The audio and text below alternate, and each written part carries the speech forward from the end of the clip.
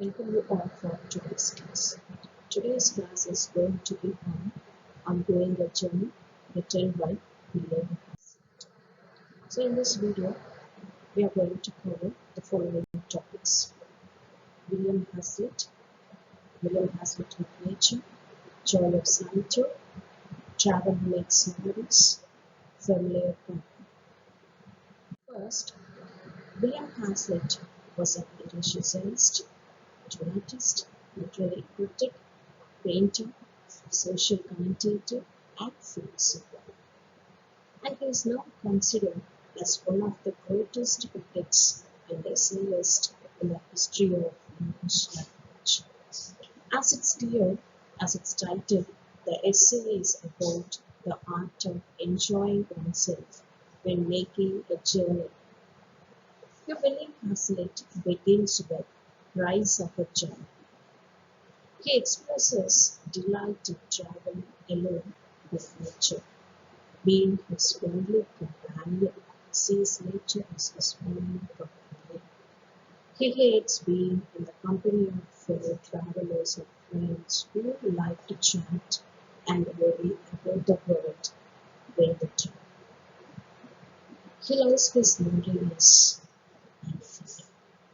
One of his main points is that it is always better to journey alone. He goes on to talk of how he loves loneliness he finds when he goes out alone just to enjoy nature. So a journey should be liberating oneself from everyday world and it concerns.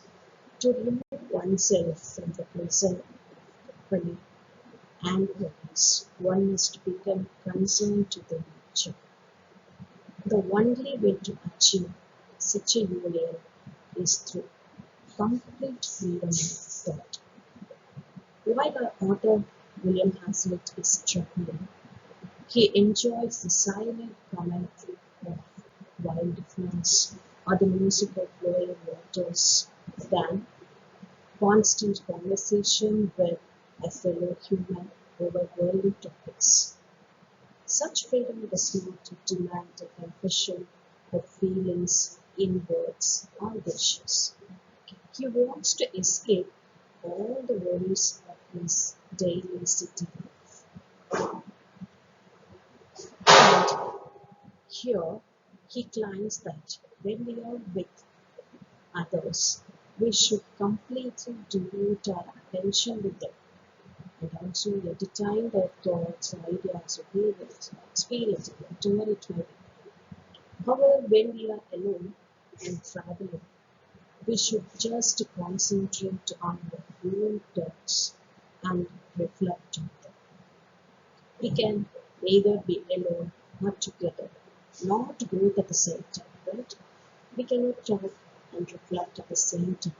We cannot converse and have internal thoughts at the same time. Next, William Hazlitt with nature. So the journey should be when one is with nature, he must lose all thoughts of collecting and analyzing information. One must experience and not judge or evaluate such experience. However, when we have the company of other persons, we always have to communicate and express our experience into instant words. Then one has to make such information relevant to them, express it in a way they can understand. So this creates a tension and a need to satisfy other people's anxiety. This way, you can never truly immerse yourself in the natural environment. So here William Hazlitt praises Samuel Taylor Coleridge, who could experience and narrate such experience at the same time without any flaws and connection.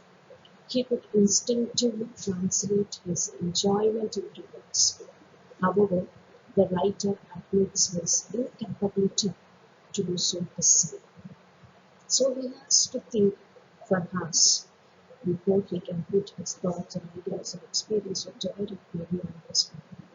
So he says there is only one topic where it is good to have company and travel, that is regarding food and meals. Next topic is joy of solitude. So the writer believes all the forms of ecstasy that a journey offers can truly be enjoyed alone. One can be healthy in such a setting, allowing oneself to sing, dance, and be free without being judged. The pure joy of delicious food and appetizing smells coming from a sitting and steaming pot of food should not be wasted over a cheap conversation with fellow travelers, that is his friends. So he claims when you ignore your fellow travelers, you are ignoring your own preferences and worries. You are unidentifiable and almost invisible. So you do not have to be the person everyone wants you to be. You can use your very identity and with your discomfort, biases, and preferences. So hence, one is free to himself in new thoughts and contemplate the metaphysical even. He calls and he recalls many musings he has had on lonely visits to an inn, and he remembers his favorite spot, which he finds enchanting and returns to all the time.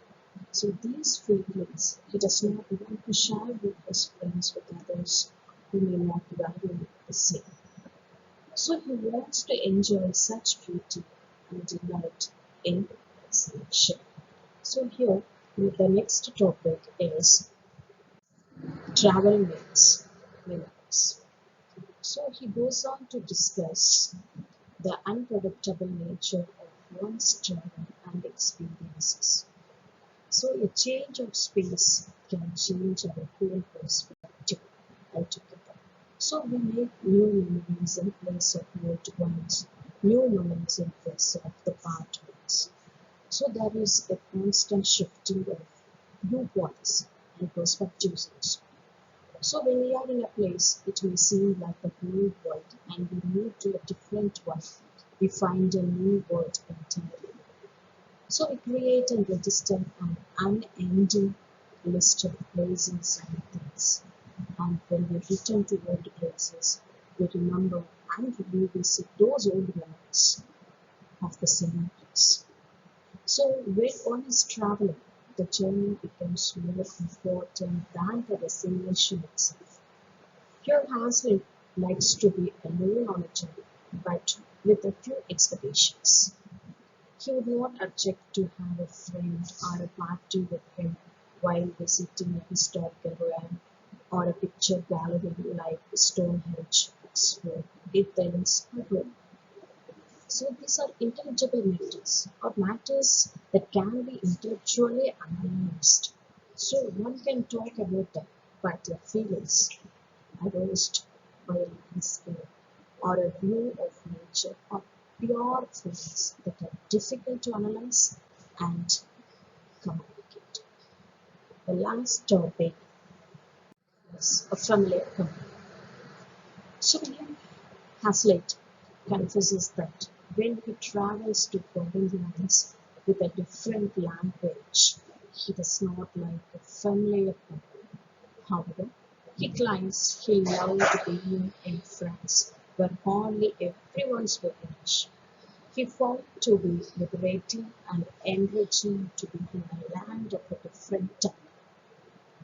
So, in foreign travel can change your limitations and you learn more about yourself while you're traveling abroad.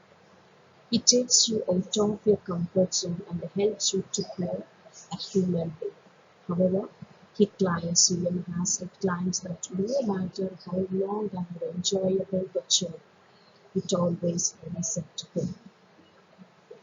So to conclude, the writer wants to say that when we change our surroundings and environment, it gives us different feelings and mood. which ultimately changes our ideas and opinion as they are interpreted. Thank you.